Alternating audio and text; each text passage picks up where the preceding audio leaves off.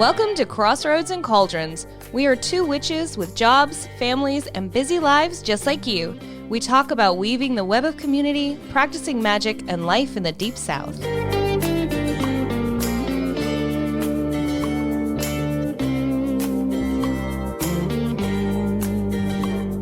Hey everybody, welcome to the show. I'm Selena, and I have an awesome guest for you today. Our guest is Elizabeth Autumnalis, and they are a writer and blogger and have a book coming out soon. We're going to talk about that briefly later on.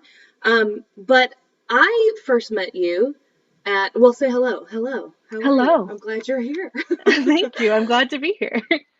I first met you at, Temple Fest many moons ago, like 5 years, 6 years ago. Yes. Yeah. Look at your memory.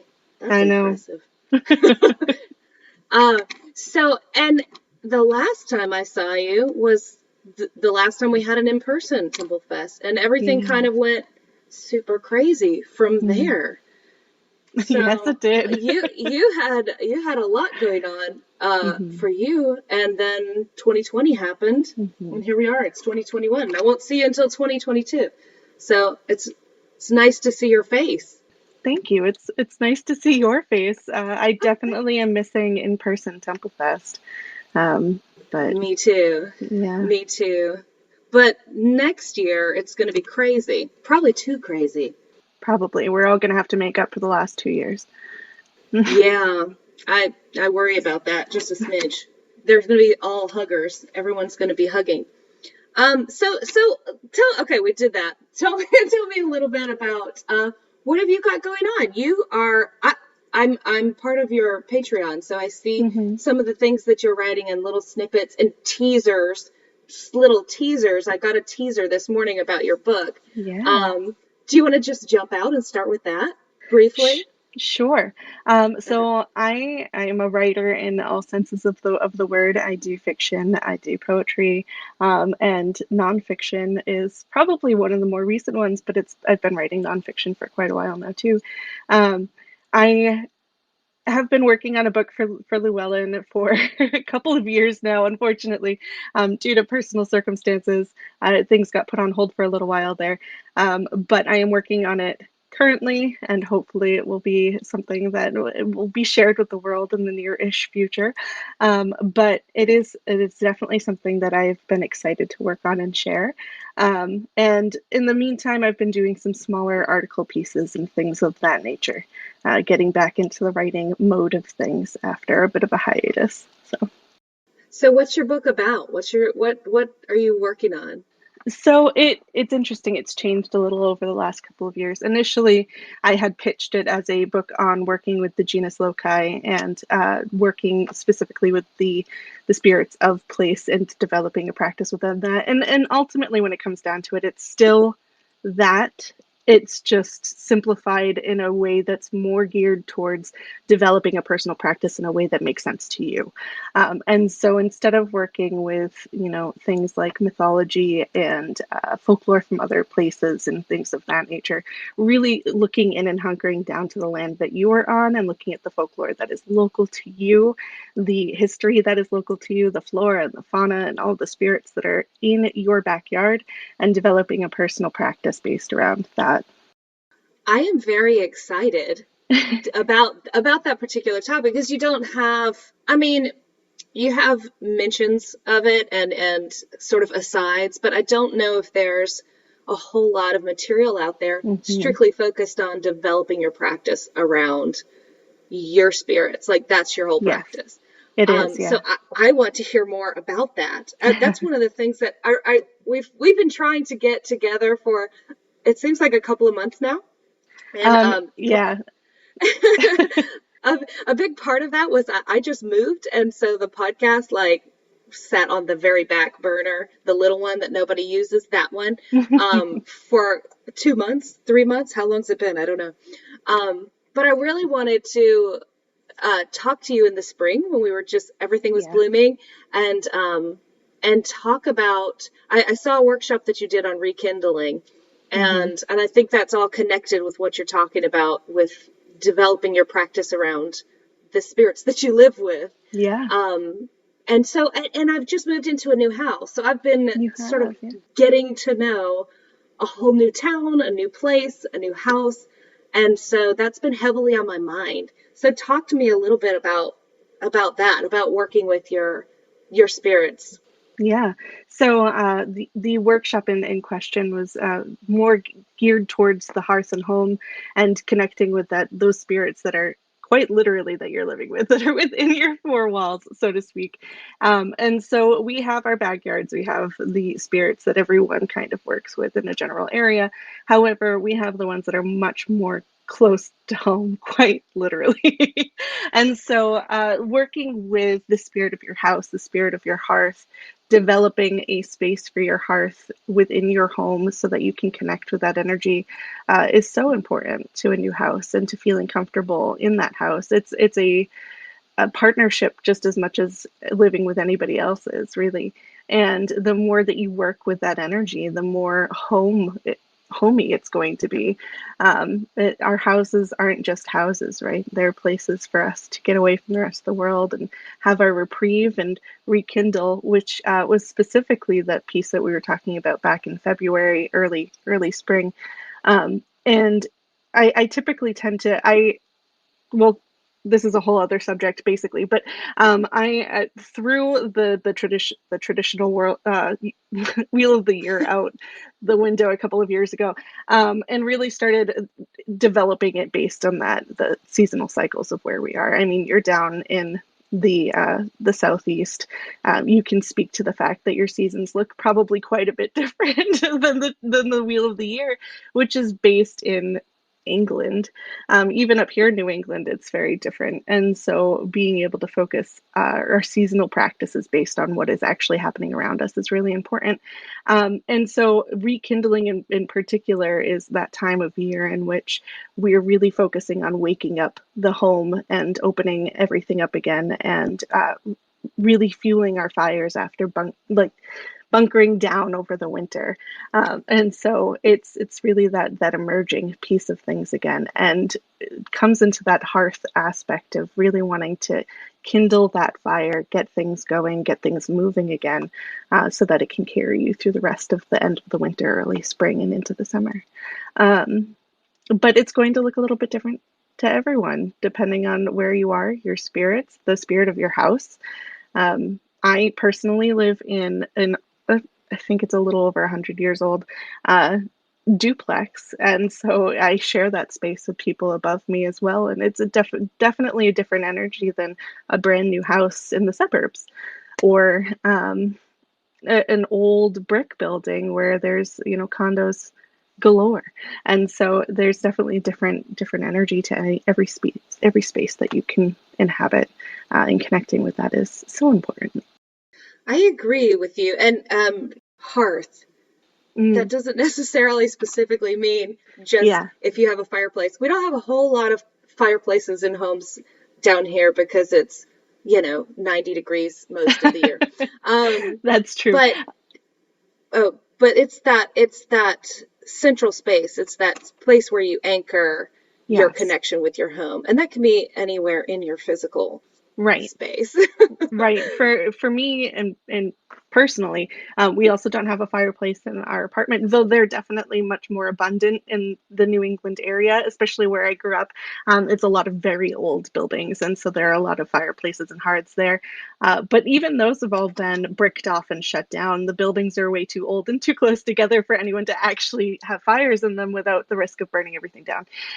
And so a hearth really, when you look at the soul of the hearth, of what a hearth really is, it's that coming together of community, traditionally through the winter and the colder months, but every society has had some sort of a hearth and some sort of a central fire and feeding area and place where people would gather and tell stories and have that community aspect. And that's ultimately what it comes down to.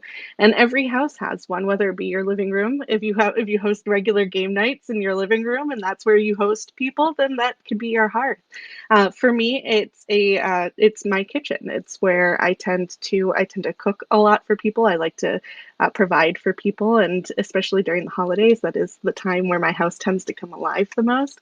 And so I have a hearth altar that is set up next to my oven. However, I don't have an actual hearth, traditional hearth in my house. I tend to like to think of it for those of everyone who have seen Howl's Moving Castle or who have read the books. The demon Calcifer in it is this little fire spirit that a great and terrifying fire demon who helps propel the castle forward. He sits in the hearth and magically actually moves the castle, and it's a partnership between him and Howl, the character who lives in that castle. And it's a pact that they've created and a partnership that they have where it's an understanding that one will do something for the other and the other one will do something for the other, in this case, moving the house. But it's an act of feeding that and having a relationship with it and being regularly communicative. It's not something, it's a one and done kind of, hello, how are you, goodbye, I will never speak to you again. It's a relationship. It's something you grow over time. I think people tend to forget that, at least from my perspective, and it's my show, so I feel like my perspective is super important. But from my perspective, people forget that houses are alive. They carry a consciousness, they carry a spirit, just like anything else does. Mm-hmm. And you do have to develop a relationship with that if you want if you want things to run smoothly. And when I've been in places where the house spirit and I did not have a relationship versus when we did, when I became aware that, you need to bond with your house,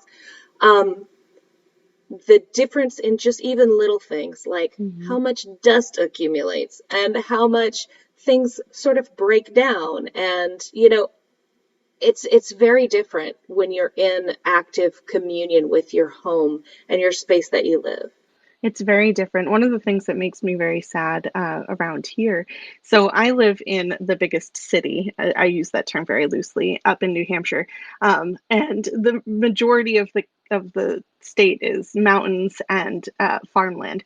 And when you drive through the back roads, a lot of times you'll see these old dilapidated buildings that are just abandoned. And it is amazing how quickly a home deteriorates when there's no one living in it. It's really a symbiotic relationship. We take care of the house shelters us. It's a give and take kind of relationship. I'm also very animistic in my practice, so I believe that everything has that spirit to communicate with. Everything is a relationship. It takes work. It's not something that you just call on for a correspondence when you need it. It's something that you develop over time. And so, yeah, definitely that spirit is so important to be aware of. And there's that saying, not every house is a home, and that's really true. That's, if you don't have that connection with a house, or if it's an unsafe environment, so you can't have that connection with a house, then you're not going to have that kind of relationship with it. It won't feel like a home. But if you are in a position to be able to have that relationship, it makes the entire atmosphere completely different. I regularly know when I've stepped into the house of a witch, whether they identify as one or not, because you can feel that connection that they have with the house of the spirit of their house. One of my good friends is a farmhouse. She doesn't identify as a witch, but she does a lot of work on her farm and on her land, and her children absolutely love the house. It's been lived in for centuries, and it's so well loved, and it's been within their family for forever, and it has that feeling of being alive that you can definitely tangibly feel. We had what I mentioned probably, and I'll keep mentioning, we've recently moved and our previous home, my husband and I, when we moved into that house, it had been standing unlived in for like 10 years. And you could feel that, when you went into the house, it just felt not empty in the sense that there was no furniture and there was no people. Yes, that's true. But almost like hollow, like sort of brooding. Um, A and lot of it took a, times, oh, oh, go sorry, ahead. go ahead. A lot of times I'll refer to that as dormant. And so that's where that Dormant. like that rekindling comes back in. It's that awakening of something. I do it in the winter, but it's also really good when you move into a new place, especially if it hasn't been lived in for a while, or if the people that were living in it weren't engaged with it on that level. It's feeding the fire so that it can come to life.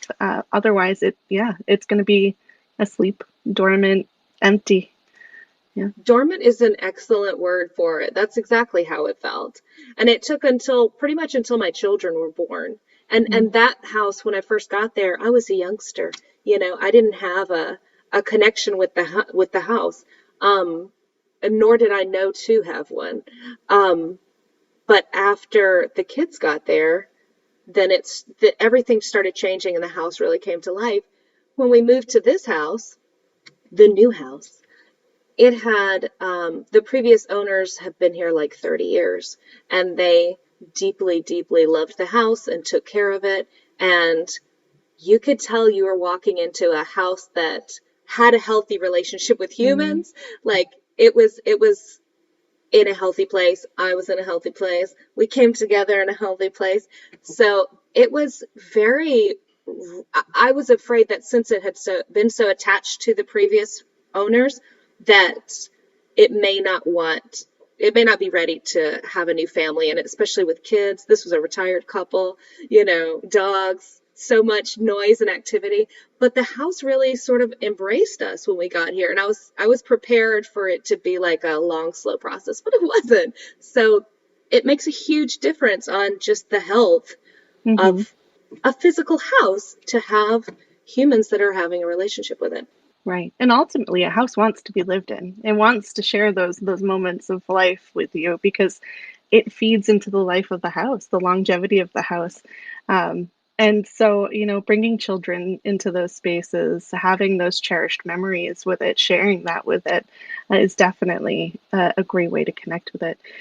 There are non-witchy, non-magical people who have great relationships with their houses.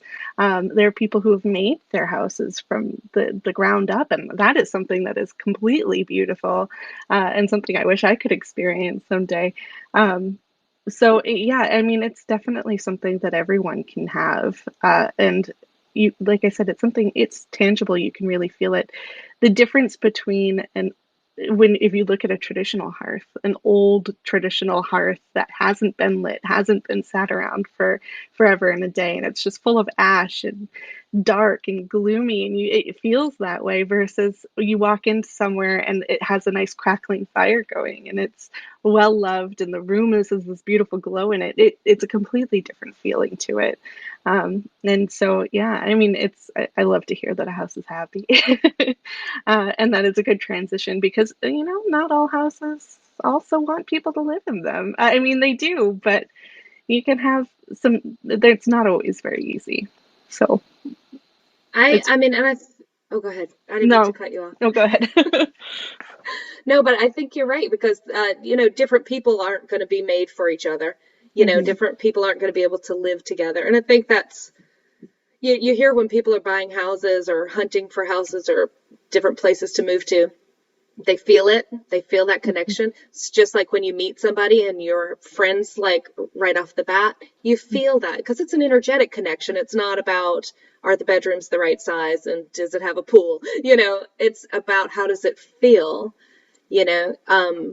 And I definitely had that connection as soon as I like put my foot down in this place. And my husband was like, oh crap, we're going to buy this house. And then we did. So, yeah, so I'm exploring getting to know new land spirits and Mm. new, you know, I'm doing work now that really sort of anchors, and I don't know, this might turn out to be a bad idea in the future, we'll find out. My sort of physical self and my vitality with the house, like Mm. anchoring my bones with the foundations of the house and that sort of thing. So we're going to sustain each other, but when one of us starts to go, we're both going downhill together, is what I worry Yeah, about. that is So, definitely a conscious decision. It's a decision, isn't it? It is a decision. It's a beautiful decision if you're in a position to be able to do that.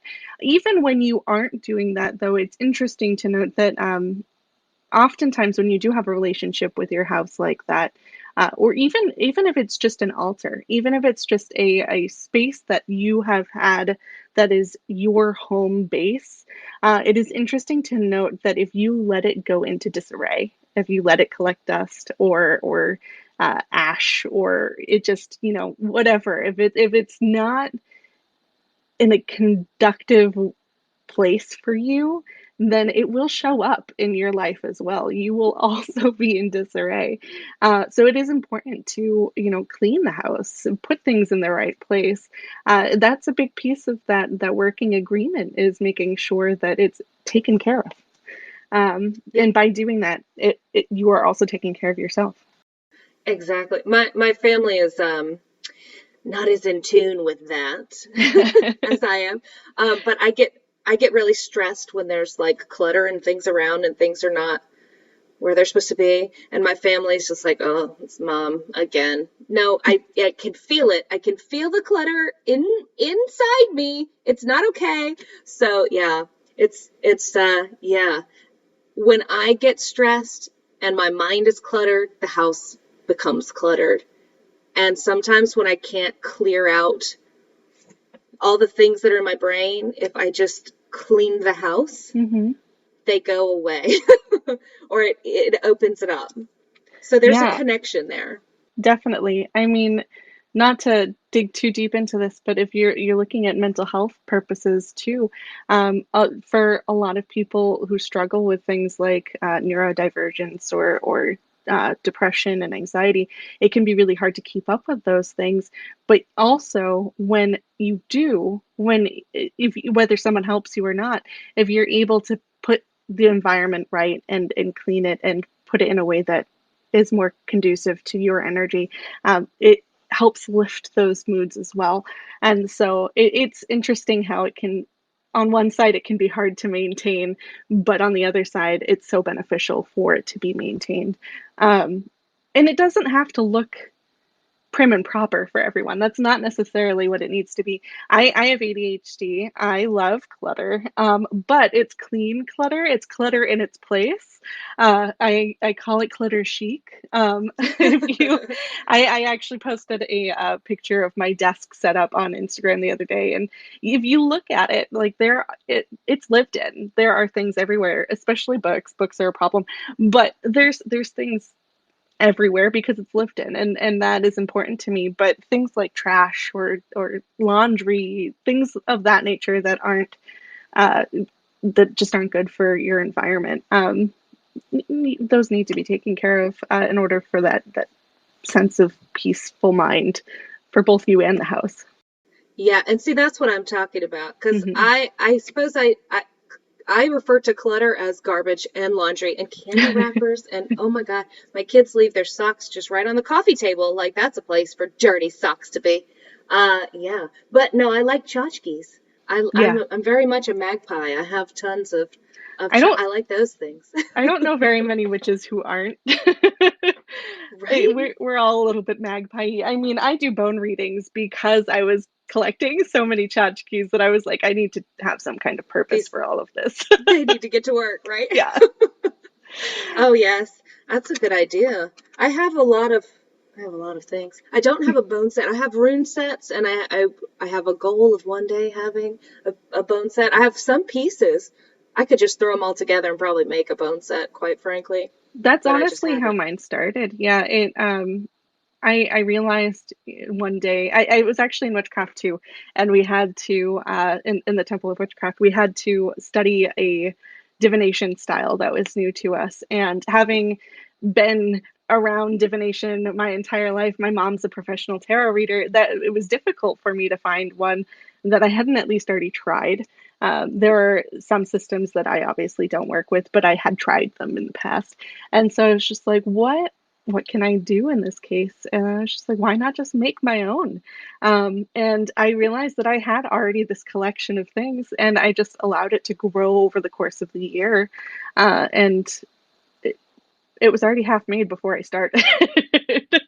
And the tray that I used for it ended up becoming my Witchcraft 4 reality map. So it's interesting how those things just come together. But a lot of the times, the things that we work with the most are already right in front of our nose the entire time. Well, yeah, the things that we're drawn to naturally are, they're just, see, to me, those are more part of your practice than necessarily what you might pick up from, not to say that, I mean, obviously I teach witchcraft, and I feel like there's definitely a benefit to having formal instruction, but those give you techniques and philosophies. That's not your practice. You know, your practice is what is unfolding right in front of you while Right. you're studying, you know what I mean? So yeah, and you mentioned something in there. You mentioned that your mother was a professional tarot reader. So hmm you were actually raised in a pagan family. Is that correct? So what's that like?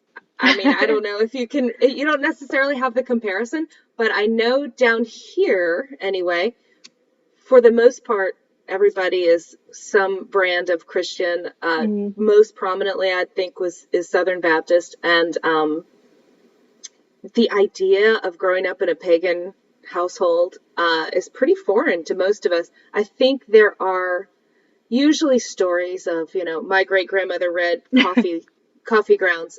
There's those sorts of stories all within our families, but it's under folk magic isn't viewed in the same way as paganism. Agreed. Yeah. Um, and there's a few witches down here that are hereditary, which is, they say, I don't know, I can't prove it, but you know, I have questions if you're above a certain age. But I am raising two little children in a pagan household, and so I'm very curious what your take is and what your experiences are in that Yeah. regard. It's interesting because I also kind of do the side eye when I hear the term hereditary witch. Um, and I actually prefer not to use the term for myself because I would prefer to use second generation, because hereditary just has this connotation to it that you're claiming this heritage that goes way, way, way back and that you were initiated by your great grandmother in a forest or something. And that's just not, not the case for me anyway. However, the home and environment that I grew up in is also quite a bit different than modern pagans that are being raised. Um, I grew up in Salem, Massachusetts, in the height of the witchcraft craze going on. It was in the early 90s. And you know, it was when all of the stores were opening up left and right. My mother actually owned an occult bookstore right on Essex Street. And so it was almost like living in a pagan conference that never ended. It Oh was, gosh, yeah, exhausting. imagine Temple Fest, but never ending. But see, Um, Temple Fest I could deal with. Some of the others, yeah, exhausting, yeah, no. exhausting. Temple Fest is being that's almost insulting to Temple Fest. No, it was more like a conference than like a festival because it's just, you have people coming in with all their own priorities and with something like Temple Fest, it's a tradition. We are all mostly coming in with the same mindset, whereas this is, every individual person coming through has their own agenda. So it is quite a bit different. But I mean, I grew up right down the street from the Common, which is where a lot of um, public rituals were held. The Cabot practice was probably the biggest one in town at the time, and my mother studied under Lori for a time as well. Lori Cabot for uh, clarification purposes. So that has always been kind of my roots. It it is interesting to say though, there weren't many pagan children. It was definitely growing up in more of an adult world as a child placed in an adult pagan world. I was going to adult rituals, not, and I was like a child that was trying not to get stepped on doing the maypole kind of thing.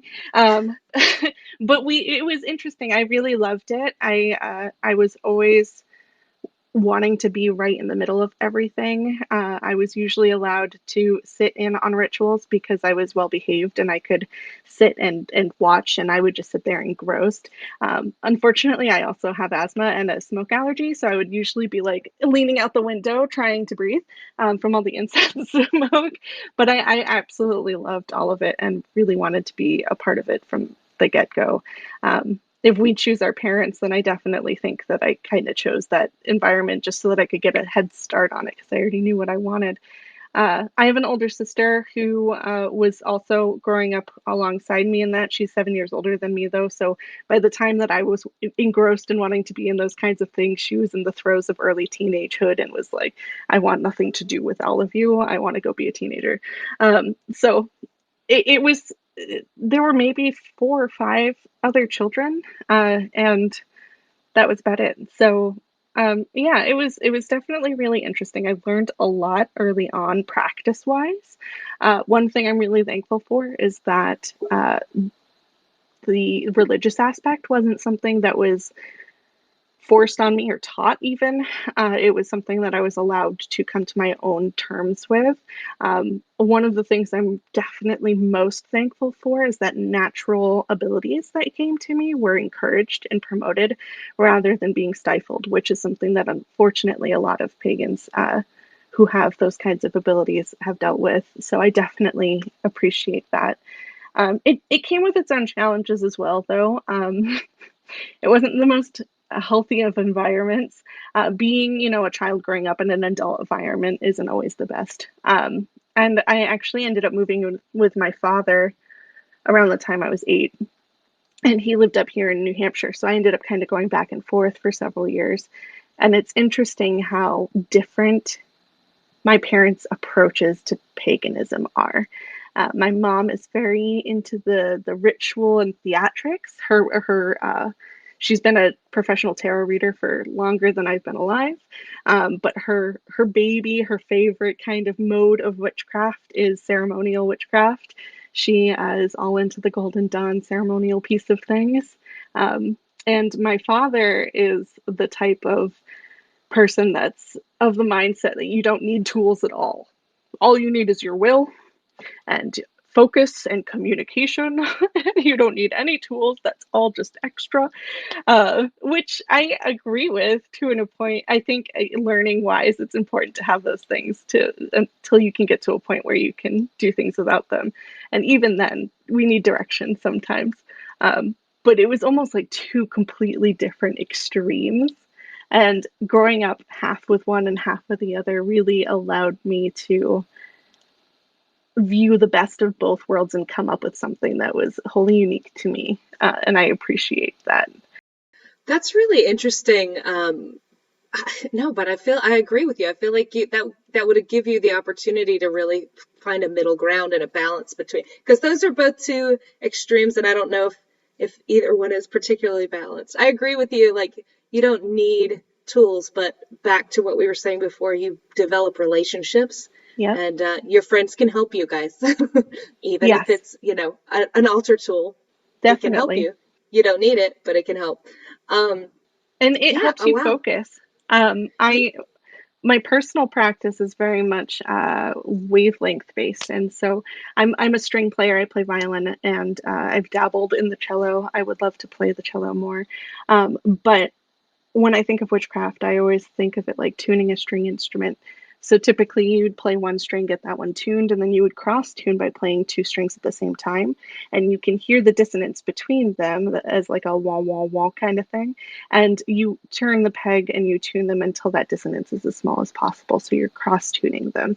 And for me, witchcraft is a lot of the same. You tend to look at the vibration of the outcome that you want, and then you try and align your own energy to the same frequency as that outcome. And sometimes we can do that on our own. Sometimes it's a simple enough frequency that, it's just one note kind of thing. We can tune ourselves to that one note, and that's easy enough. Sometimes it's more complicated and it requires a chord. And sometimes we, as our own instruments, don't have the ability to make a certain note. So we have to work with a certain herb that has a similar frequency or a certain stone that has a similar frequency. And so tools definitely allow us to help focus and tune.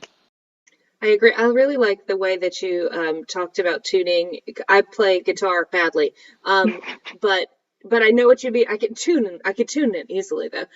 But no, I agree. That's a lot of the way that a lot of the way just working with energy in general feels like, and not necessarily. It feels like vibrating strings to me. But I also Hmm. weave and spin, so adjusting the amount of tension on the frequency and blending different frequencies together. A lot of my work, that's the way I perceive energy. That's the Hmm. way I manipulate energy. Um, so that really resonated with me, which I think is a perfect word to put with that. But no, I like the way you described that. A lot of people ask me, how do you perceive energy? How do you see it? Like, what is it? Because we talk about feeling it, we talk about sensing it. Until you do it, Hmm. you don't know what the hell I'm talking about, Hmm. and it's different for everybody, which makes everybody feel like, oh, that means it's bullshit. No, it just means it's different for everybody. You'll Right. figure it out when you feel it. So I yeah, mean, I like that. perception is individual. I usually try and explain it to people. Usually, almost everyone has had that moment of complete clarity. It's when the world just slows down and everything kind of fits into place, and you have this moment of just like eye-opening clarity. For me, it happened at a concert when I was in early middle school. I want to say I had a solo that I had a really hard time with, and I was having a hard time getting the fingering right because it was really fast. And in the moment that it came down to it in the concert, it was just the world slowed, and I could see everyone in the orchestra around me playing their part, and it just clicked and switched in, and I like the notes just all smoothly came together in this slow motion kind of experience. And most people have had that sort of slowing experience, whether it have been, in theater or if they even working in like electrical or carpentry or um, dangerous situations to bring those up, unfortunately, near death experiences, things of that nature tend to be eye opening. You can see the universe in a different way. Yeah, because your awareness is heightened. Yeah, You're kind of pushed into actually perceiving everything that's around you. yeah. That's really yeah. It feels like you're seeing the Matrix. Is the way one of my students describes it, is like you're seeing through it, and you can see all the ones and zeros and how it all Yeah, fits together. yeah. So awesome. What are some of the ways that you actively work to? I'm all about houses right now because Yep. I just moved. Because you just Um, moved. because I just moved. I don't know if I've mentioned that. So what are some of the ways that you connect to your house? I've had kind of an interesting experience trying some different techniques with this house that I didn't try on my other house, which I feel bad because I haven't sold that house yet and it's sort of getting abandoned right now. Oh. I gotta go talk to it. I'm gonna go talk to it. But just with setting boundaries and wards and protection work and things like that, and just kind of really digging into the land here. Hmm. Everything is spaced in such a way that tying off wards and things like that has everything's just in a particular alignment that's how I like to work. Hmm. So I feel like we were drawn to this house. Yeah. There's an interesting story about how we got here, which we don't have time for. It's not about me today. It's about you. So what are some of the ways that what are some of the techniques that you use to connect to your house and work with your house Yeah. and your land?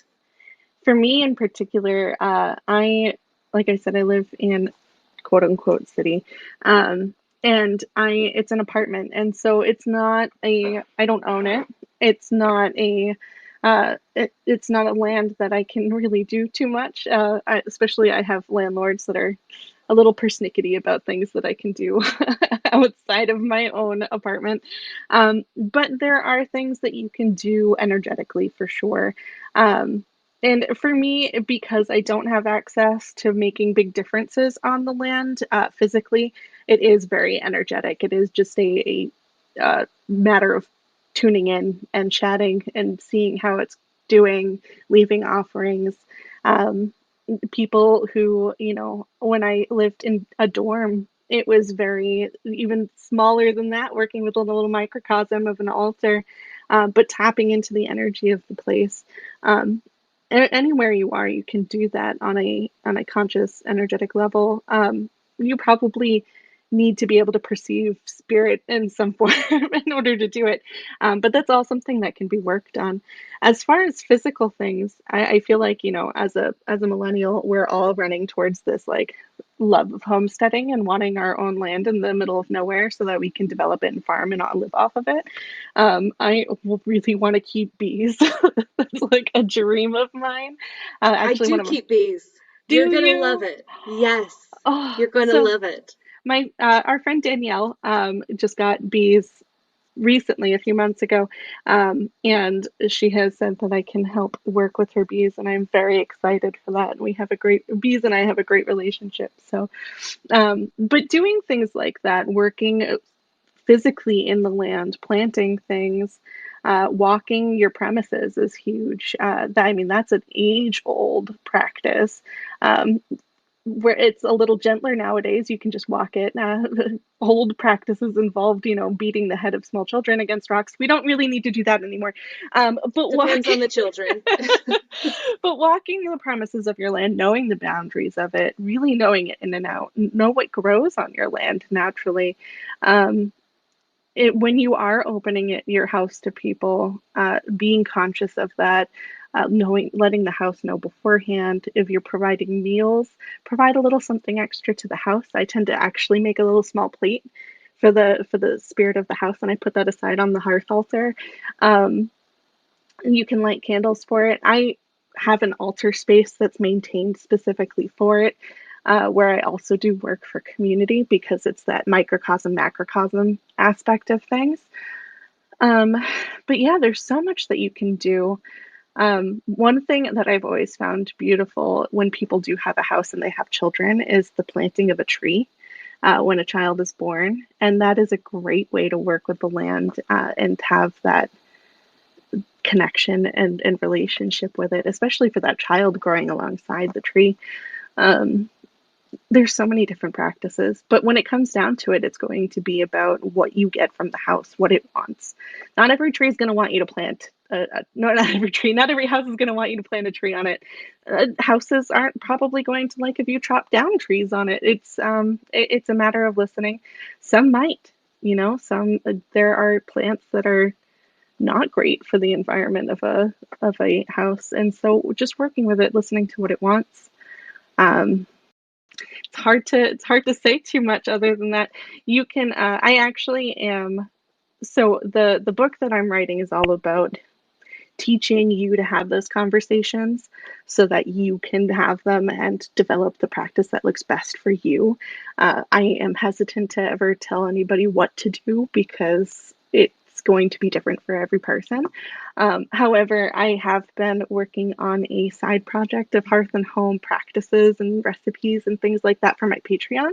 And so, like, washes for your floors when you're cleaning, washes for your windows, protection stuff, things along that nature, composting, working with the energy of that, working that into your land. Um, Buying and eating consciously is a huge thing that I've been trying to do because I can't grow my own herbs in my land. I can't keep animals in my 20 by 20 backyard. However, I can make the decision to buy local beef or local vegetables and live off of the land in its greater form in that way and in agreement with local people who are doing that work with the land and supporting them. That's an excellent point. Um, because we've got I mean, we're obviously in different parts of the country, but I'm sure Mm-hmm. it's the same for you. But we have lots of farmers, like agriculture is one of our primary things here in Mississippi. So yeah, absolutely support your farmers if you Right. can't do that work yourself, you can still connect with this land right here through their Absolutely. work. And the US in general has a lot of agriculture. So almost anywhere you live, unless you're in a major metropolitan area, you'll have access to those kinds of things. If you are in a major metropolitan area, like if you live in New York, the spirits of New York and of those places are a whole other beast. And working with that is very different. It's a very different relationship. It's oftentimes a lot less personal, as they have a huge life of their own and other people tapping into it and everything. But I feel like there's a lot of books on working with city spirits. There's much more resources to find along those lenses of things, but a lot less as far as walking your own path in your own land. You can find it through folklore books of your region, or herbal books of your region, or taking herbal identification classes, things of that nature. But a lot of times it doesn't have like the witchcraft stamp on it. So you have to kind of do the tangible research and then apply it to your witchcraft, which I think makes it a lot more personal anyway. And it's not as hard to do as it might sound either. No. Really. Because I think for me, for my witchcraft is very hands-on. It's very practical. It's very much, it's about the day-to-day. It's not necessarily always about, and I do like the ceremony, don't get me wrong, but it's not always about, 8 times a year. It's about every morning, it's about walking the dogs. It's about, like you said, composting my coffee grounds every morning. Right. That's where the magic happens. It happens in those little small things that you do to connect. I agree. I actually had said something in the post I did earlier that you will be able to read at some point on my Patreon.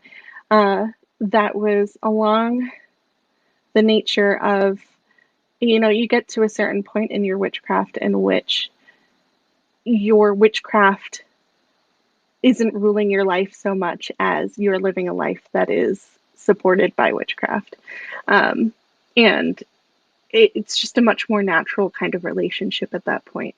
I do love community ritual. I think for me, a lot of the ceremony and ritual piece of things really comes down to the community connection and working with others in that space. I really love doing like the Temple of Witchcraft rituals and things of that nature, which is why I work with the Pisces ministry. But in my own personal practice, I very rarely do big ritual like that. And by very rarely, I mean maybe once or twice a year, very rarely. More often, it is just little things of contemplation and taking a moment to realign and reaffirm my direction on things, and taking that time to communicate and listen. Listening is huge. That whole to be silent piece of witchcraft, I think, really comes down to listen. In order to listen, you have to have those moments of silence. And it sounds, I said this in my Hearth and Home workshop, a lot of these things sound so simple and basic, and so a lot of people go, oh, that's not the fun stuff. That's too easy. I'm going to go into the nitty-gritty things. But that is where your practice lies. That is your everyday. That is, taking a shower every morning, brushing your teeth. Like, those aren't the glamorous, exciting things. You don't do those with community. Well, you could if you wanted to. It depends on the community. But it is the things that are our day-to-day. It's the taking care of ourselves and our spirits that really embodies witchcraft a lot of the time. For me, anyway. I'd like to put a different focus on the word ritual, because I think there's a difference for me in ceremony versus ritual. Yes. To me, ritual is those little things. It's those things that you repeat. Brushing your teeth is a ritual. You know what I mean? So putting out your coffee for grandma and grandpa, every day, it's a small thing, but it's a profound thing. Yeah. And it helps me anchor and connect, and that's where my ritual is. That's where my practice is. That's what I consider to be sort of my religion part of it. That's where I have my sort of, people get weird about the word religion. It's my connection. It's my opening that bridge and maintaining that connection. Mm-hmm. And it's little. It's not always a huge earth shattering, meditation where I'm vibrating like this, you know. I mean, sometimes it is, but most often it's those little things. Yeah, Um, definitely. I mean, in the tradition that we're in and several others, it's that it's regularly said that witchcraft is broken into an art, a science, and a religion. And for me, when I initially heard that, and I talked about this in my, and it's actually in my book as well. But for me, I had to break down what those things meant to me because I don't have a necessarily religious practice. I actually don't work with deity really at all in my practice. And so, for me, a witchcraft religion is more of a devotion to self and a devotion to the universe and the greater will. It's less of a devotion to deity. It can be if that's what works for you, but for me and other, more secular practitioners, it's really that devotion to the work. That it comes down to. And yes, it is those little everyday rituals that make up that work. It is the less glamorous things. You can make them glamorous. Um, Little things that you just, I mean, I have coffee mugs that have sigils that I've drawn on them that, are heat activated and allow me to have calm and peace throughout my day. The little things like that you can incorporate into things, giving coffee to grandma and grandpa, giving, apple pucker to your gay uncle, like whatever it is that allows you to connect in those moments, um, are definitely rituals. I agree with that. Um, yeah, it's the greater ceremony of things, and there is a place for it, definitely. And connecting with other people is so important to me. I imagine it probably is to you too, since I've seen how you work at Temple Fest. And you teach, you have your own community down there as well. Having those moments, you can feel tangibly everyone coming together in that energy in the air. There are those moments that are truly important. But just as important are the times that, are in between all of that. Uh, and I feel like those are the moments that a lot of people tend to brush aside. It's very performative for a lot of people. And so the only times that you really see their witchcraft is when they are meeting with other people. It's like those Easter Christmas Christians kind of thing. oh You've yeah, got your Wheel the of the Year Beltane pagans. Samhain, yeah. Yes. um, those shouldn't be the only times you're doing your witchcraft, right? Look at and Oh, I oftentimes agree. it probably isn't. Look at the way that you're living your day to day, and I'm sure you have your witchcraft rituals that you're not even aware of. And that's I think such an important, and I don't necessarily know if you're meaning to make this point, but I'm gonna make this point. Um, Two things. I'm gonna go back just for a minute. Let me rewind just a minute. When you're talking about ceremony and group ritual and bringing community together, I think there are definitely aspects of that that are performative and are um, celebratory in that way. Hmm. But I know for myself, and I know for a lot of others too, part of that work is opening a door Hmm. and helping people form those bridges and bringing consciousness, bringing a higher consciousness, higher vibrations, if that's the word you want to use, more physically into where we are and helping us evolve as a species, so I think there is important work there Yeah, besides celebratory, besides community necessarily in the way that human community, right. because you're bringing spirit community into that mix too, and By I think stepping that's important. I agree. By stepping into certain roles, certain archetypes, even if you're not the one running the workshop, but by being a participant in them, you are tapping into everyone who's done that before, all of the spirits who have joined those rituals before. It's we do those in between magic, those little rituals in between, in order to be able to get to those points of larger ritual and ceremony. And it is a theater in a way because you're putting on the masks that spirits have had before. um I mean, I believe you were part of pilgrimage as well, right? No, I No. haven't. I haven't Oh, done the hopefully pilgrimage. you I just I keep feel thinking, like you do would I love have it. time? I know I would. I know I would, but do I have time? I don't know. Yeah. So for pilgrimage of within the temple is a usually a 13-person working group that gets together for the Wheel of the Year, but it's a lot more land-based, it's a lot more locality-based than and archetype-based than it is on the traditional Wheel of the Year. And you're each assigned a role within that you hold for the entirety of that year. And so I did 3 years of it and held three different roles within it. But you really do connect to that deeper history within that role. I mean, this is a little overboard. I think I did a little overachieving in this. But I'm shocked. I'm shocked. the last role that I held within it was Lord of the Land. And I quite literally was struck down at the end of the summer and the beginning of the harvest, and then came back and emerged into the world at the beginning of spring. And Oh, yeah, it was powerful. And there wow. was a quite literal, I mean, dying and a regeneration process that happened while I was holding that role.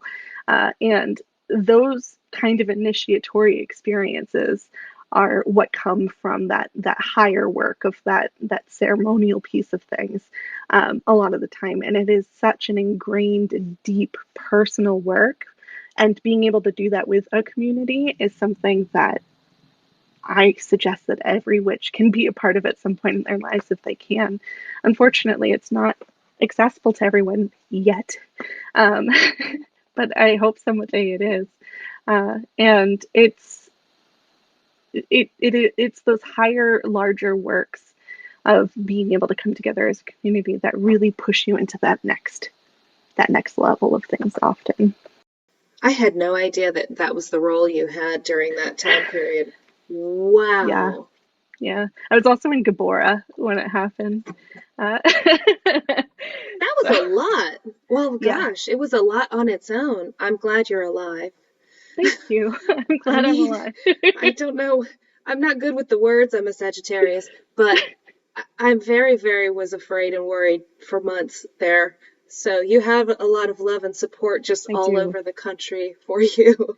I do. I was blown away by the love and support and community. It's not something I would have expected by any means, and it opened my eyes to quite a few things. And it was such a humbling experience, magically, physically, very, very so much Oh yeah. physically. And yeah, but holding that position in it, doing that deeper spiritual work within part of that larger working group. Um, it's something that I wouldn't have experienced otherwise. And so when I say that the little everyday rituals are so important, it's because I feel like they're often shoved to the side, They but they're are. not any more important than the larger ceremonial pieces of things. Um, Yeah, I think a lot of times the actual work of the larger ceremonial pieces is shoved to the side for yes, the sort of pageantry and right. the, like, do we have the avocado dip? You know what I mean? Like, it gets, I think the sacredness of all acts large and small get Hmm. dismissed or overlooked. And I think, and this was the other point that I was going to make, I think, let's go back to it. People often, or from what I hear, people often dismiss the sacred acts that they do every day as not good enough or as not profound enough or as, my practice is dead. I hear that so much, my practice is dead. And I'm like, well, let's talk through your day. What do you do every day? And I'm Hmm. like, your practice is alive and well. You're just not, that's all it is. It's paying attention to the sacred, you know, energies that are around you, the spirits that are around you. And Yeah, that doesn't take a lot of, it really doesn't take a lot of work, you know, to get into that flow. And it that's what a doesn't. lot of people who've been studying for a long time, and I know you've been studying for a long time, and you're in your seminary training right now, yeah? Hmm. Yeah, I'm in That's a Witchcraft 5 currently. that's a lot. That's a lot of work. Um, I'll just tell you, that's a lot of work, but it's worth it. I highly recommend it. But when you come out of the other side of that, a lot of people come out and then they feel like, what now? What do I do now? I don't have Mm-hmm. homework now for the first time in 10 years. But I think there's that point where you sort of become everything you've been connecting to and working with, you become part of that. And then you just live in that flow, and it doesn't feel like you're doing anything, Right. but you are just by your nature. You're transmuting all the energies that are around you and shifting, and you don't feel it. So people start to kind of go into a depression and feel like they used to be magical and now they're not, but they're at their peak and they don't They see are. it. Yeah, I mean, the everything you've done over the last however many years it's taken you to do it, is getting you to that point. It is that point in which you go forth into the world and you can put it to use. And it's interesting because I uh, wasn't part of the witchcraft community for a really long time. I actually had kind of a chip on my shoulder and I was a little jaded to it because of my experiences growing up in it. And I had no intention of really joining it again until one of my friends, Nathan, joined the temple. And for months and months and months, he was trying to get me to go to it. And eventually, and he's very pushy, but I love him dearly. And eventually I gave in. My first ritual with the temple was the Feast of Hecate. I want to say back in 2015. Great ritual for a first ritual. And it completely blew me away. It was a very different experience of community than I had in the past. But something I struggled with upon rejoining community was feeling like my practice had to look like the people around me. And I feel like that's something that a lot of people, when they join other practitioners, struggle with. And I think we put that on ourselves sometimes. We definitely do. And especially in a world of social media and everyone comparing and posting their magic publicly, and I have feelings about that too. But it can be hard not to do that. And it took a few years for me to realize that, I was raised in this. I had concept of energy and working with all of those things my entire life. I had like my practice before joining community again was incredibly valid, and I was living it naturally. And it ended up, I think I was around Witchcraft 3, because of course it was. Then I ended up going back to what it had been before and let go of a bunch of stuff that just wasn't, I kept trying to force certain practices that just didn't work for me because I thought that they were what was necessary. Whereas, whatever works for you, whatever meshes with you, is probably the thing for you. And that's kind of, I think, Witchcraft 1, Lesson 1, and 2, and 3, and 7, and 17. That's pretty much what we say every time. Do what works for you. Work with who shows up. Yeah. But no, I agree. That's a difficult lesson to actually take to heart, because there's so much. I too have opinions about sharing your magic on social media, but I mean, if you've seen my Instagram page, it's just plants and me cracking jokes about dogs and stuff. I will occasionally post things that are past workings that have been dismantled, or things that have yet to be consecrated and worked with. Like I have a couple of pictures of poppets that have been set up and everything, and everyone's always just like, "What working was that?" And I was just like, "It's a poppet that I tied to some herbs." I don't put my personal work out there for this picture. Yeah, I like, it's not to sound hollow, because I am doing that work. I then took that and did something with it, but I'm not putting active work on the internet. There's going back to that to be silent piece, but the more you put out there what you're doing, that's a personal working, the more it's going to be pulled in all these different directions by other people's intentions of it, and it's just going to be not great. It's just kind of basic energy work. Understanding makes me feel like that's not a great idea. I do post things like altars from community rituals and things like that for that reason, to connect more community. But no, I don't post personal workings online. I community have in workings. very small groups of like 3 people that are Hmm. also working on that thing. Yes. Within, our class, that's one thing. Within a tradition, even that's one thing. But even then, if you're looking at like the initiates group type of thing, even Yeah, then, I'm probably not going to post more personal workings. Community not stuff, personal work. Yeah. sure. Sigils that you want to be empowered by people seeing them, absolutely. There are definitely works that are fueled by Hmm. more eyes being on them and more attention being put to them. Um, but for the most part, especially personal work, probably not a great idea. Agreed.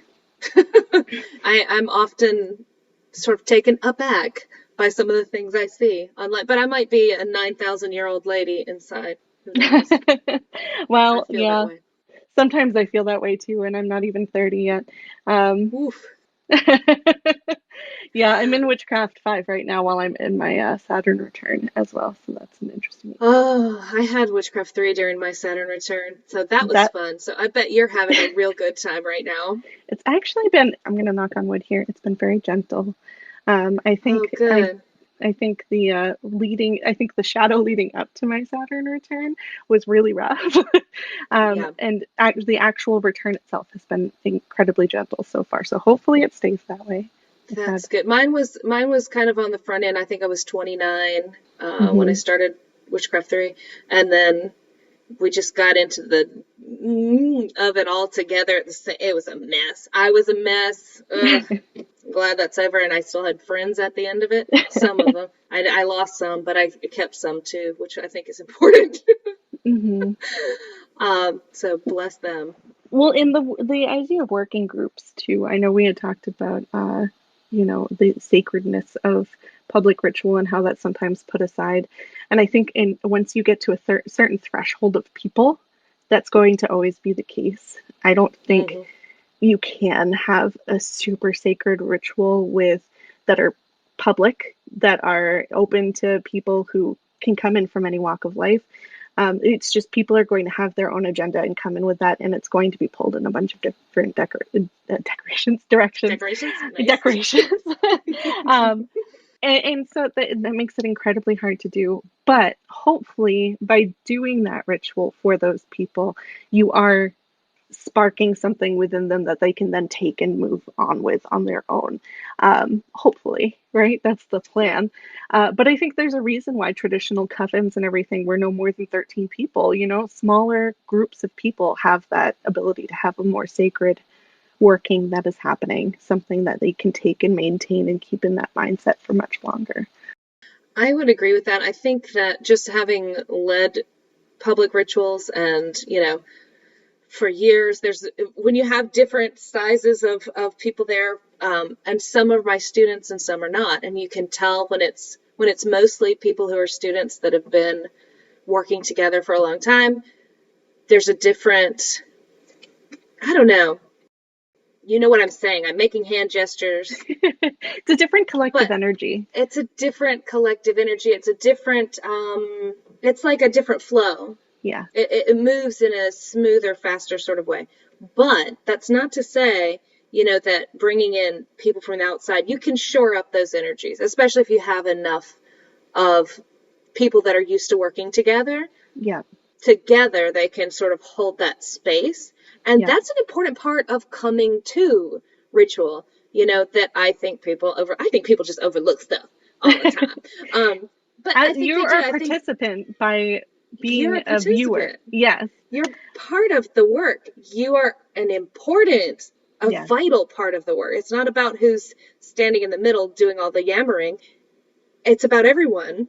Yeah. And that holding that space and holding those boundaries for people who don't necessarily know how to do that Hmm. is going to facilitate and fuel that working so that they can have a transformative experience, in Definitely. those spaces. So I think that's an important aspect of community work that people participating don't necessarily recognize.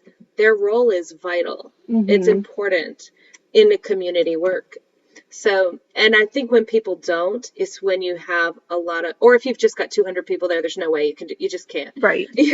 But those are the moments where you where you go to a big ceremony and it feels like, oh, well, that was pretty. And that was it. Because the people participating are not participating. They're watching like it's a TV show. And I think that's also the importance of having a good ritual group too. Having people you can rely on to leave their personal stuff outside the door and focus on the ritual at hand is incredibly important. I've taught at PantheaCon, which I really enjoy PantheaCon. It's a great networking and social time. And there's a wide diversity of things that you can do. And I appreciate it for those things. But oftentimes the workshops are flooded with people who are just, there for 45 minutes and then on to the next thing. They're not going to come in there with that conductive mindset. And one of the things I found incredibly helpful when teaching in those kinds of environments is having your friends and people who come in and hold that space with you and, ask the right questions and really help imbue that energy so that they can keep things on track. But the energy of doing something at something like PantheaCon, where you can have anywhere from like 50 to 200 people in the room, versus something like Temple Fest, where almost everyone is coming in from the same background. They all have the same education for the most part. Even if they haven't gone through the mystery school, they still have experience in those spaces. So you can usually, everyone's on a similar mindset. You can usually jump right into the other stuff. You don't have to spend time on the setting things up piece of things because you can jump right into it. It's a very different environment. It is a different environment. And something else to think about, when you have people that are working in the same tradition or, they're connected to the spirits of that tradition too. Yes. And they're helping manage and maintain that from the other side. Yeah. Once you get 200 strangers together, they're just batteries at that point. Yeah. They can help boost that, but that's really they can also drain facilitator. From it, too. They sure can. They sure can. That too is on the facilitator, I think. Yes, I agree. So, set up the space beforehand. Yes, please, for crying out loud. My goodness. Well, look, we've been talking for a little while, and I've so enjoyed it, and I could just keep talking to you all afternoon, but I feel like you've probably got stuff to do. Well, dang. I have a book to nodded. Yeah, there's a book. All right, you got to write a book. Well, this has been wonderful. I've so enjoyed having you on the show. Please come back and talk to us and tell us where can we find you. You've got a website and a blog and an Instagram and a Patreon and everything else. Got the millennial social media slew. You can find just about everything on my website, which is elizabethautumnalis.com. And so that links out to all of my social media. My Patreon is also linked on there. It's called Magic and Musings, but it's also under Elizabeth Autumnalis. I'm on Facebook. I'm on Instagram. I'm on TikTok. I'm not super active on TikTok, but I'm on it. You let me know if anything good's going on over there, because I'm not doing it. I avoid witch talk. I'll be honest with you. I will select I'm not interested in viewing this so that it doesn't even pop up on my feed. And I feel terrible about it. Oh, no. I'm on it for the books, I'll be honest with you. And it's probably an issue because I'll be scrolling through it and getting all these new book recommendations that are based off of other things that I've liked, because it really dictates your For You page off of like an algorithm set for you. And I have like an entire list of books TikTok made me buy, which is a problem. You can see this entire cart is all books I have to read.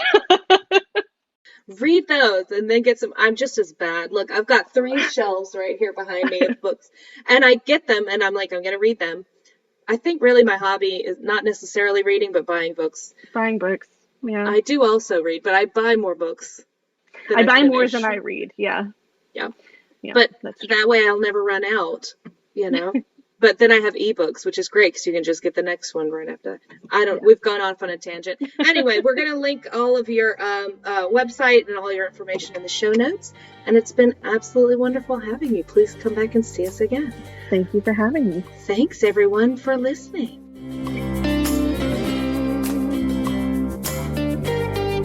Thank Thank you all so much for listening, and don't forget to rate, review, and subscribe through your favorite podcast provider. It helps us get our podcast in front of more listeners just like you. If you'd like to get in touch with us, you can leave us a voicemail by clicking the link in the description of this episode, and you can always find us on Facebook and Instagram by searching for Crossroads and Cauldrons Podcast.